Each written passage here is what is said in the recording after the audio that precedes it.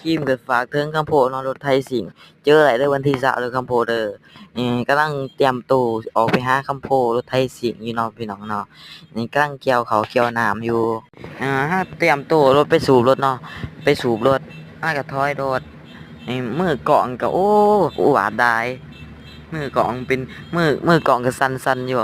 ตายบ่ได้เรื่องเด้อเว้ยก็ถอยไปแล้วถอยรถเฮา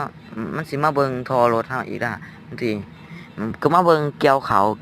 อีกได้เกี่ยวเขาอยู่หน้าเฮานี่เกี่ยวแล้วคนขับก็อยากมาดๆแหน่บ่เบิ่งคนตรงได้บัดนี้คนตรงก็ปิดปากปิดคออืม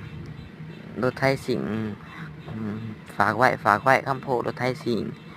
เบิดเท่านี้เนาะเบิดเท่านี้คือว่าวันที่20เจอกันปิดคลิปเท่านี้แหละ